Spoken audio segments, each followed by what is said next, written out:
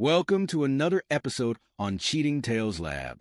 We're so happy to have you here, and today's story is one we think you'll really enjoy. So without further ado, let's begin. I paused for a moment, trying to lean casually against the stone-tiled column, watching the holiday crowd as carefully as I could without being obvious. Clueless, they streamed by me intent on their shopping, flavored coffees, and apparently endless streams of text messages. The familiar weight of my concealed sidearm pressed against my ribs, a comforting presence after weeks in Dubai, where I'd had to rely solely on my wits and hand-to-hand skills. Not that those skills had atrophied, if anything. The high-stakes cybersecurity job had honed my situational awareness to a razor's edge. I made it another 6 feet and managed to sit at one of the mall food court tables. I pulled a leftover soda cup in front of me, so it looked like I had a reason to sit here. Any reason other than finding a quiet place to process what I just learned.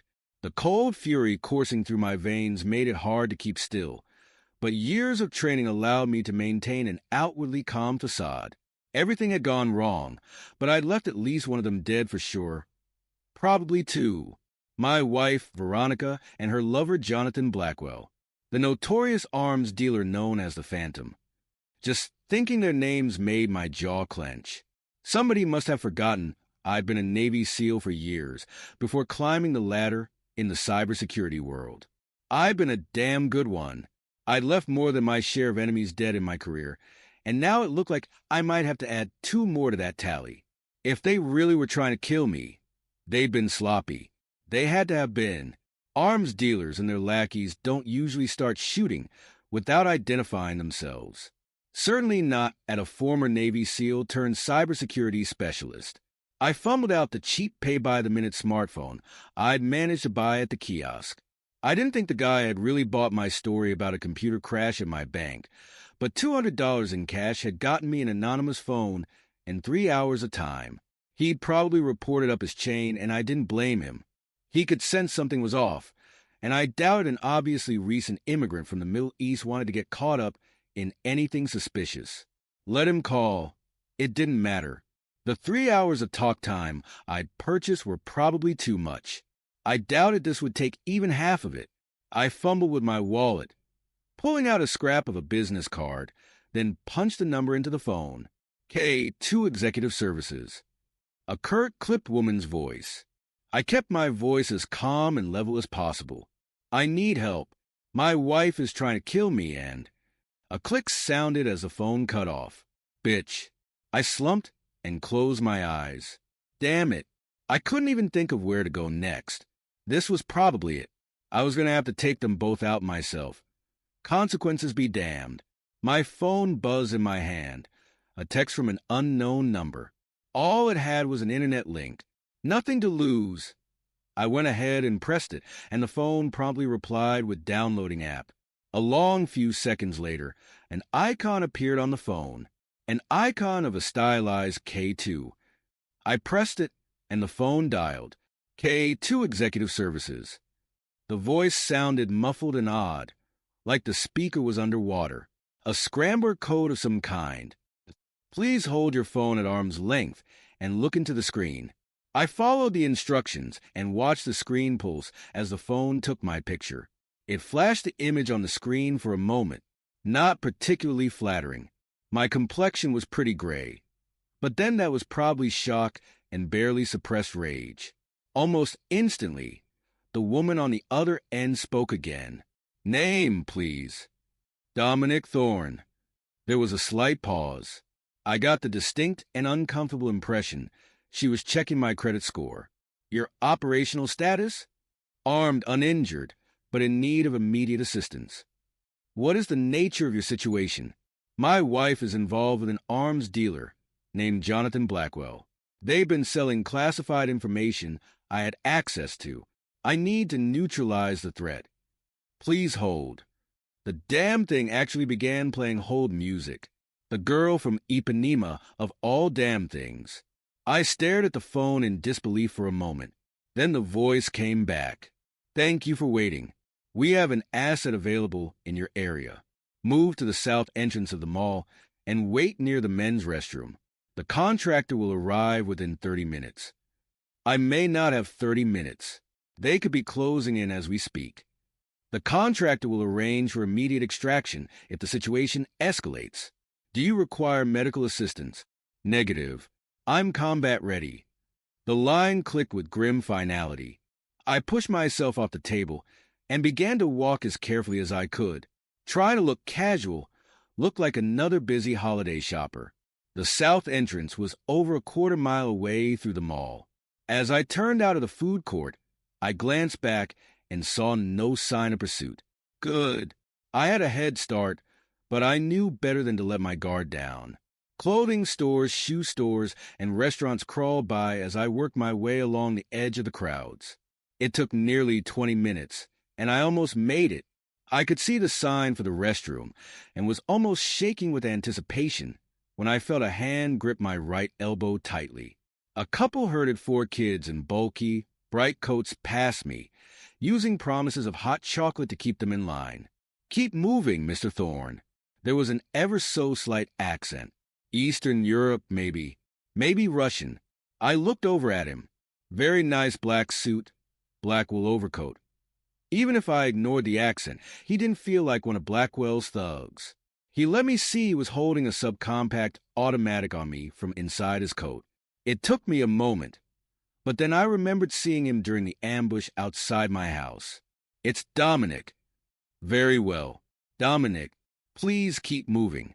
I'd rather not do this here in front of all these children, but I will if you force me to.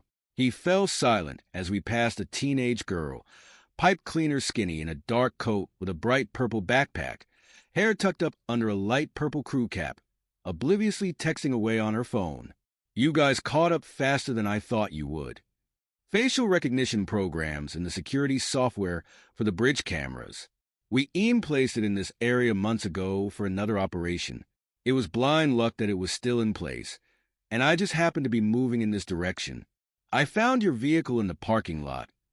I watched another family struggle past. The 2 kids were just out of toddler stage and had clearly reached breaking point. Even if I were in better shape and armed, there were way too many innocent bystanders around. Lucky me. He shrugged eloquently. Those are the breaks. He seemed awful polite for a hired killer. I was just too wary to make a move yet. He guided me into the utility hallway opposite the bathroom, and we walked down it until we reached a corner. I was out of time. He pushed me around the corner and brought his gun out. A sound like a dull, heavy bell rang through the tile-lined corridor. He took a single staggering step forward, then collapsed in a heap. The girl in the light purple crew cap stood behind him, holding an almost comically large crescent wrench. Poised for another swing, face expressionless, she looked at me, then down at him, easily balancing the wrench across her skinny shoulder. Crouching, she checked his breathing and pupil dilation mechanically, then picked up the gun. She cleared it with casual proficiency, tucking it and her wrench into her backpack. Almost as an afterthought, she pulled his wallet from his coat and stuck it in a silvery envelope. A moment later, she pulled the battery from his cell phone and dropped it into a trash can. Then the phone joined his wallet in the envelope. She stood and held her hand out with a stony expression. Come with me if you want to live. I just stared at her until she smirked, eyes glittering. Fuck, I've always wanted to say that. Let's see the damage. Any injuries? No injuries. Just a burning desire for payback. I replied, my voice cold and steady. She reached into her backpack and pulled out a small first aid kit. Good. We might need you at full capacity. I'm your K2 contact. Call me Delaney. Pleasure. Now, can we get the hell out of here before more of Blackwell's goons show up? She nodded, a grim smile playing at the corners of her mouth. Oh, we're going to do more than that. We're going to take the fight to them. As we made our way out of the mall, I filled Delaney in on the details of my situation. The betrayal by Veronica, the classified information being sold to Blackwell, the attempt on my life. With each revelation, I could see a cold fury building in Delaney's eyes that matched my own. "So, what's the plan?" she asked as we reached a nondescript sedan in the parking garage. I slid into the passenger seat, my mind already racing with possibilities. First, we need to secure any remaining evidence. I have a hidden office at home with all the data I've collected on their operation. Then, we take the fight to them. No mercy, no quarter given. Delaney's grin was feral as she started the car. "I like the way you think, Dominic. Let's make these bastards regret the day they crossed you." As we pulled out of the parking garage, I felt a cold sense of purpose settle over me. Veronica and Blackwell had made a grave mistake in underestimating me. Now, they would pay the price, and I wouldn't rest until justice, my kind of justice, was served. The drive to my house was tense, every shadow potentially concealing an enemy. But Delaney's driving was impeccable, her situational awareness clearly honed by years of covert operations. As we pulled onto my street, I spotted the sleek Aston Martin still parked in the driveway. "Nice car," I remarked, my voice dripping with sarcasm. Delaney's eyes narrowed. "Gift from a friend. I take it?" I nodded, jaw clenching. "Veronica's new toy from Blackwell. Guess he likes to keep his assets happy." We parked a block away and approached the house on foot, using the cover of darkness and neighboring properties to mask our approach. As we neared, I could see Veronica through the living room window, pacing nervously, phone pressed to her ear. "Looks like someone's getting antsy," Delaney murmured. "What's our play?" I considered our options for a moment. "We need that evidence. I'll create a distraction, draw her out. You slip in and secure the data from my office. It's behind a hidden panel in the study, third bookshelf from the left. War and Peace is the trigger." Delaney nodded, her expression serious. "And if she gets in my way, do what you have to do." I replied, my voice cold. "But leave her breathing. I want answers before this is over." With a silent nod, Delaney melted into the shadows, circling around to the back of the house. I took a deep breath, steeling myself for the confrontation to come. Then, with deliberate steps, I strode up to the front door and rang the doorbell. The look of shock on Veronica's face when she opened the door was almost comical. "Dominic? But how?" I pushed past her into the house, my eyes scanning for immediate threats. "Surprised to see me alive, darling? Sorry to disappoint." Veronica's shock quickly morphed into a mask of concern. "Dominic, thank God you're all right. I've been so worried. When I heard about the attack, Save it."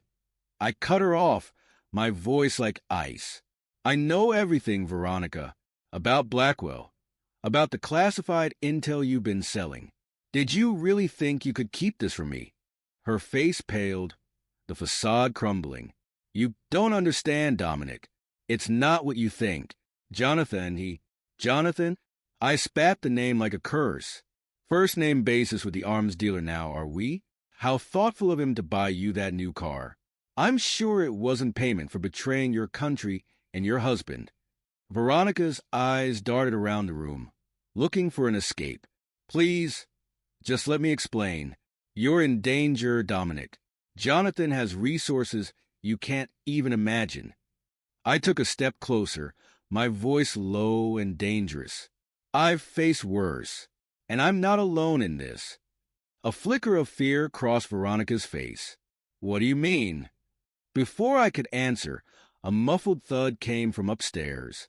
Veronica's head snapped towards the sound. "What was that?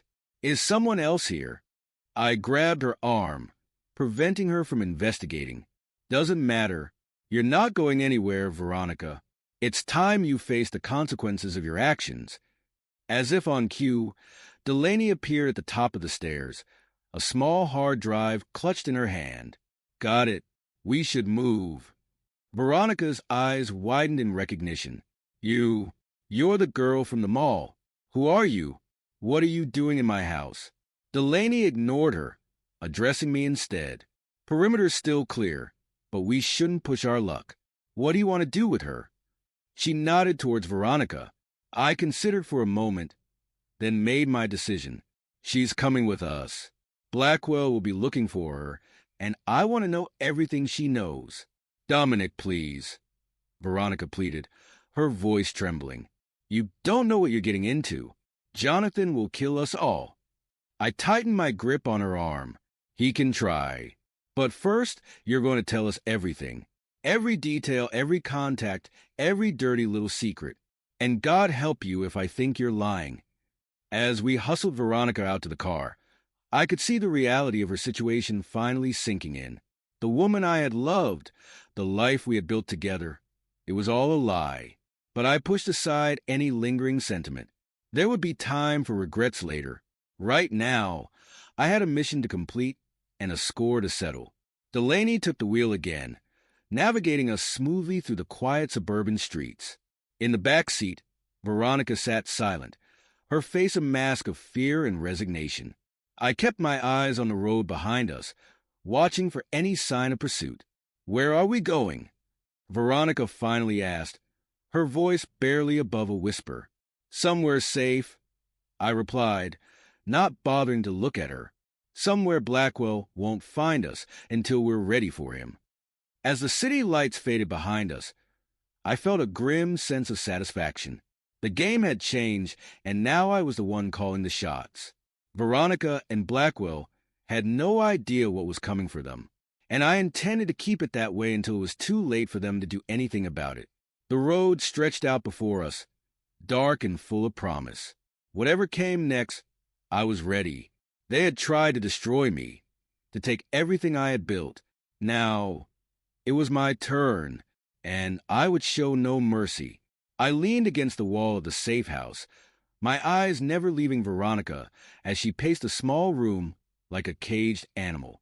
The past 24 hours had been a whirlwind of betrayal, violence, and cold calculation. Now, in the stark light of morning, I could see the toll it had taken on her. Good. Let her feel a fraction of the pain she'd caused. You can't keep me here forever, Dominic, she spat, her earlier pleas for understanding replaced by venom. I didn't bother to respond. Instead, I turned my attention to the array of security monitors I'd set up. The safe house was a fortress, every entrance covered by multiple layers of protection. If Blackwell's men somehow managed to find us, they'd have one hell of a fight on their hands. Delaney's voice crackled over the comm unit. Perimeters clear. No sign of activity within a 5-mile radius. Copy that. I replied, my voice steady. Keep your eyes open. These bastards are slippery. I could feel Veronica's gaze boring into me. When I finally looked at her, the hatred in her eyes was palpable. You have no idea what you're up against, Dominic. Jonathan will find us, and when he does, he'll wish he'd never heard the name Dominic Thorne. I cut her off, my tone ice cold. Your boyfriend made a fatal mistake where he decided to use my wife against me. And you. I let out a harsh laugh. You're even more of a fool for going along with it. Veronica's face contorted with rage. You arrogant bastard. You think you're so much better than everyone else, don't you? Always the big hero, the perfect soldier. Did it ever occur to you that maybe I wanted more than being a trophy wife to a man who cared more about his work than his marriage? I felt a flicker of anger, quickly suppressed. So, you decided to sell out your country? To get in bed with a man who deals in death and suffering? Tell me, Veronica, was it worth it? Was the money, the thrill, worth throwing away everything we built together? For a moment, I saw a crack in her facade, a flicker of doubt in her eyes, but it was gone as quickly as it appeared, replaced by cold defiance. You don't understand, Dominic. Jonathan offered me a chance at real power, not just being window dressing for your career. And the information we sold, it was going to make a difference in the world. I couldn't help but laugh at that. Oh, I'm sure it would have made a difference. More weapons in the hands of serious criminals, more innocent lives destroyed. You're delusional if you think Blackwell cares about anything other than lining his own pockets. Before Veronica could respond, my phone buzzed. A text from an unknown number. But I recognized the encryption immediately. My contact in the task force. We have a location on Blackwell. private island off the coast. Major arms deal, going down in 48 hours. I felt a surge of anticipation. This was it, the chance to take down Blackwell and his entire operation in one fell swoop. I looked back at Veronica, a cold smile playing at the corners of my mouth. Looks like your boyfriend's luck is about to run out. Her eyes widened in fear. Dominic, please. You don't have to do this. We can still work something out. I'll tell you everything I know, just don't go after Jonathan. He'll kill you. I stepped closer, my voice low and dangerous. No, Veronica. He'll try, and he'll fail. And when the dust settles, you'll both rot in a cell for the rest of your miserable lives. I turned away, already mentally preparing for the mission ahead. Veronica's pleading voice faded into background noise as I focused on the task at hand. There was no room for hesitation, no place for mercy. Blackwell and his operation had to be dismantled, and I would be the one to do it. Hours passed in a blur of preparation. Weapons were checked and double-checked. Intel was poured over, every detail of Blackwell's compound memorized. The task force assembled, a group of hardened operatives from various agencies, all united in their determination to bring down one of the world's most notorious arms dealers. As night fell, I made one final check of the safe house security. Veronica sat in sullen silence, all fight gone out of her. I felt nothing as I looked at her. The woman I had once loved, now nothing more than a stranger, a traitor to be dealt with. I'm leaving, I said, my voice devoid of emotion.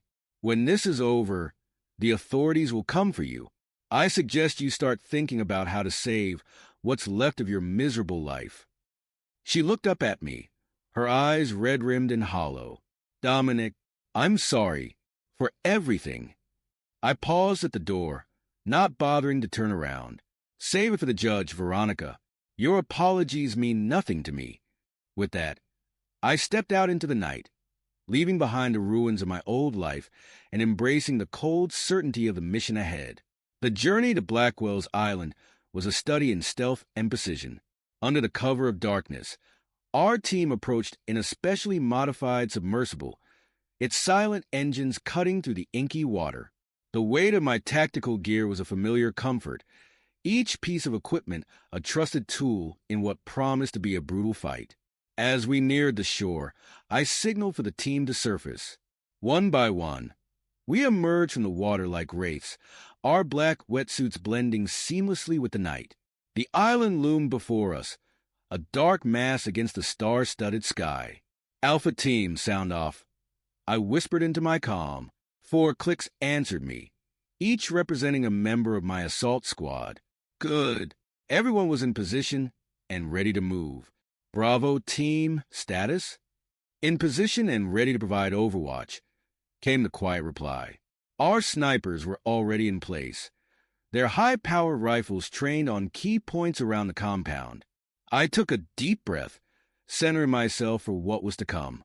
This wasn't just about taking down Blackwell or avenging my own betrayal. It was about stopping a man who had caused untold suffering, who had profited from chaos and death. And I would see it done no matter the cost. Remember, people, I said, my voice low and steady. Blackwell is the primary target. We want him alive if possible, but don't take any unnecessary risks. Anyone else is expendable. Clear. A chorus of affirmatives answered me. I nodded, satisfied. These were professionals, the best of the best. They understood the stakes. All right, let's move. We advanced through the dense jungle surrounding the compound, our movements silent and purposeful. Years of training kicked in, every sense heightened, alert for the slightest sign of danger.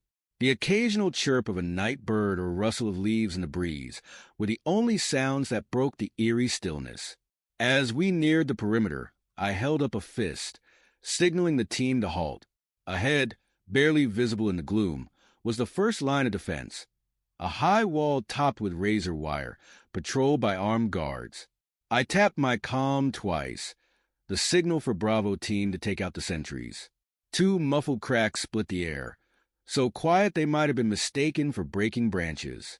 The guards crumpled silently, their bodies caught and lowered to the ground by their teammates before they could make a sound. Clear, came the whisper over the comm. We moved forward, scaling the wall with practiced ease. Once over, we split into two-man teams, each heading for a pre-designated entry point. My partner, a former Delta Force operator named Martinez, fell into step beside me as we approached a side entrance to the main building. The lock was no match for Martinez's electronic bypass tool. Within seconds, we were inside, the cool air-conditioned interior a stark contrast to the humid night outside.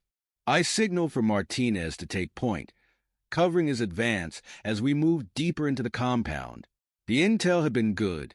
The layout matched our briefing perfectly, allowing us to navigate the maze-like corridors with confidence. As we neared the central area where Blackwell was likely to be, the sound of voices reached us, multiple languages, the clinking of glasses. The arms deal was in full swing. I tapped my comm 3 times, the signal to converge and prepare for breach. Within moments, I sensed rather than saw the rest of the team taking up positions around the room. We were in place, ready to spring the trap. On my mark, I whispered. 3, 2, 1, execute. The world exploded into chaos. Flashbangs detonated, filling the room with blinding light and deafening noise. We burst in, weapons at the ready, shouting commands in multiple languages. FBI, on the ground now. Interpol, hands where we can see them. Most of the arms buyers dropped immediately, stunned by the sudden assault. A few tried to resist, reaching for weapons, but were quickly subdued. In the midst of it all, I searched for one-faced Jonathan Blackwell. I spotted him near the back of the room, trying to slip away in the confusion. Not this time, you bastard. I charged forward, dodging panicked arms dealers and flying furniture. Blackwell saw me coming, his eyes widening in recognition and fear. He turned to run, but I was faster. I tackled him hard, driving him to the ground with all my weight behind it. He struggled, landing a solid elbow to my ribs, but I barely felt it through the surge of adrenaline. "It's over, Blackwell," I growled, pinning him face down on the marble floor. "You're done." He continued to thrash, spitting curses in multiple languages. I wrenched his arms behind his back, perhaps with more force than strictly necessary, and slapped on a pair of reinforced cuffs. As I hauled him to his feet, I leaned in close, my voice low and menacing. "You made a big mistake coming after me and my family. I hope it was worth it." The fear in his eyes told me all I needed to know. He had underestimated me, thought he could use Veronica to get to me without consequences. Now, as the reality of his situation sank in, I could see the dawning realization that he had fatally miscalculated.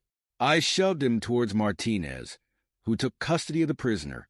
Around us, the rest of the team was securing the other arms dealers and gathering evidence. The operation had been a complete success. As the adrenaline began to ebb, I took a moment to survey the scene. Years of work, months of personal anguish, all culminating in this moment. Blackwell's empire was in ruins, his buyers in custody, and a treasure trove of intelligence on global arms trafficking now in our hands. I felt no elation, no sense of triumph, only a grim satisfaction that justice had been served and a dangerous threat neutralized. There would be time for reflection later. For now, there was still work to be done. I keyed my comm, connecting to the task force headquarters. "This is Alpha One. Target secured. I repeat, Blackwell is in custody. Operation successful." The response was immediate. "Copy that, Alpha One. Excellent work. Extraction team is en route. Secure the site and prepare for debrief." I acknowledged the order and turned back to the task at hand. The night was far from over, but the hardest part was done. Blackwell was finished, and soon Veronica would face her own reckoning.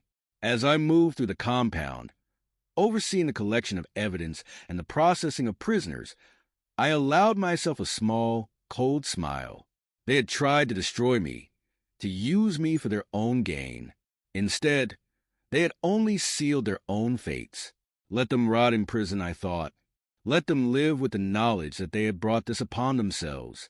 As for me, I had a job to finish and a life to rebuild, and I would do it without a shred of remorse for the choices I had made. The extraction went smoothly. Our team and our prisoners loaded onto waiting helicopters as the first light of dawn began to streak the sky. As we lifted off, I watched Blackwell's island compound recede into the distance, knowing that it would soon be swarming with forensics teams and intelligence analysts, combing through every scrap of information we'd seized. The flight back to the mainland was a blur of fatigue and post-mission adrenaline crash. I managed to catch a few moments of restless sleep, my mind still racing with the events of the past few days. When we touched down at a secure military facility, I was alert and ready for the next phase. Blackwell was whisked away for immediate interrogation. I knew I wouldn't be allowed in the room. Too much personal involvement, but that was fine by me. I had other business to attend to. I made my way to the command center, where the task force leaders were already assembling for a preliminary debrief. As I entered, heads turned, and I saw looks of respect and even a touch of awe on some faces. Good. Let them see what happens when you cross the wrong person. Thorne, the lead agent, a grizzled veteran named Harding, greeted me with a nod. Hell of a job out there. Initial reports are already coming in. Looks like we've got enough to put Blackwell away for multiple lifetimes, not to mention his buyers. I allowed myself a small, grim smile. Good. What about stateside? Any movement on Veronica? Harding's expression turned serious. We've got a team en route to the safe house now. She'll be in custody within the hour. I nodded, feeling a cold satisfaction settle over me. I want to be there when they bring her in. Harding looked like he was about to object, but something in my expression must have changed his mind. All right, but you're strictly hands-off, understand? You've done your part. Let the system handle the rest. I didn't bother to respond. We both knew that the system was often flawed, manipulated by those with money and connections. But I had no intention of taking matters into my own hands. Veronica would face justice, one way or another. The drive to the safe house felt interminable. By the time we arrived, local law enforcement and FBI agents had already secured the perimeter. I stepped out of the SUV, my body aching from the night's exertions, but my mind sharp and focused. As I approached the house, the front door opened. 2 agents emerged, Veronica between them, her hands cuffed behind her back. She looked small, defeated, nothing like the confident woman I had married. When she saw me, her eyes widened in a mixture of fear and something else, resignation, perhaps. I stopped a few feet away, my face impassive. It's over, Veronica. Blackwell's in custody. His entire operation has been dismantled. She said nothing for a long moment, just stared at me with those hollow eyes. Finally, she spoke, her voice barely above a whisper. What happens now? Now! I felt a surge of cold anger. Now you face the consequences of your actions. Treason, espionage, conspiracy. I hope it was worth it. Veronica's shoulders slumped. Dominic, save it. I cut her off. I don't want to hear your excuses or your apologies. You made your choice. Now live with it. I turned away, unable to look at her any longer. As the agents led her to a waiting car, I heard her call out one last time. Dominic, please. I'm sorry. For everything. I didn't turn back. Her words meant nothing to me now. The woman I had loved, the life we had built together.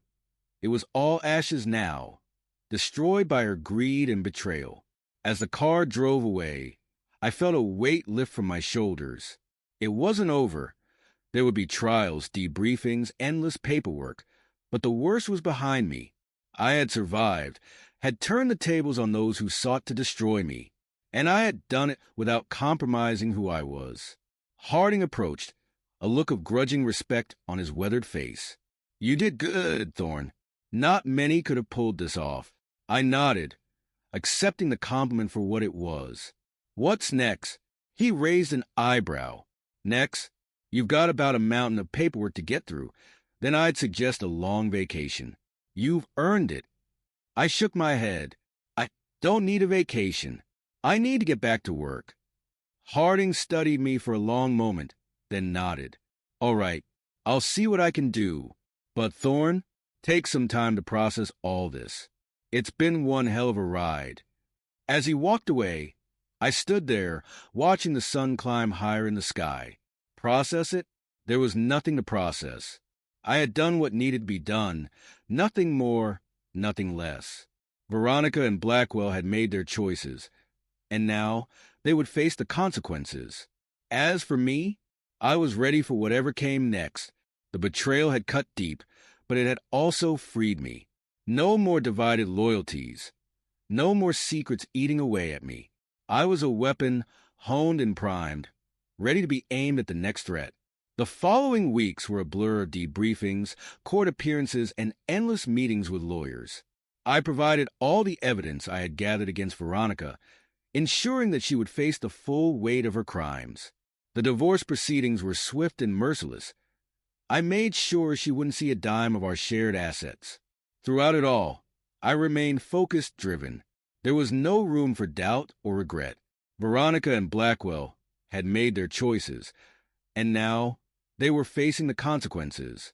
As for me, I was already looking ahead, ready for the next challenge. Months passed, and slowly, the dust began to settle. I found myself in a new apartment in Rome, the eternal city, a fitting backdrop for this new chapter in my life. The events of the past year had changed me, hardened me in ways I was still discovering. But I had also found a strange sort of peace. It was a quiet evening when my phone rang, the secure line I kept for official business. I answered without hesitation. Thorne. The voice on the other end was familiar. My handler from the agency. We've got a situation brewing in Buenos Aires. Need someone with your particular skill set. You interested? I felt a surge of anticipation, the familiar thrill of a new mission. Details, classified, need to know basis only. But I can tell you it's big, potentially bigger than Blackwell. I didn't hesitate. I'm in. When do I leave? Wheels up in 6 hours. I'll send a car. As I packed my go bag, I caught a glimpse of myself in the mirror. The man staring back at me was different from the one who had stumbled upon his wife's betrayal all those months ago. Harder, colder perhaps, but also more focused, more certain of his place in the world. I was no longer weighed down by secrets and divided loyalties. The betrayal had cut deep, but it had also set me free. Now, I was living as my true self, a warrior, a protector, a force to be reckoned with. As I boarded the plane to Buenos Aires, I felt a sense of anticipation building. Whatever challenges lay ahead, I was ready to face them head-on. My past was behind me, the lessons learned etched into my very being. And my future? It was wide open, full of possibilities and purpose. The plane taxied down the runway, gathering speed for takeoff. As we lifted into the air, I settled back into my seat, a small, determined smile playing at the corners of my mouth. The game was afoot once more, and this time I was playing for keeps. Veronica's betrayal, Jonathan's attempt to murder me was past. I emerged victorious in that battle, and the future seems bright and hopeful. This is where our story comes to an end. Share your thoughts in the comment section. Thanks for your time. If you enjoy this story, please subscribe to this channel. Click on the video you see on the screen, and I will see you there.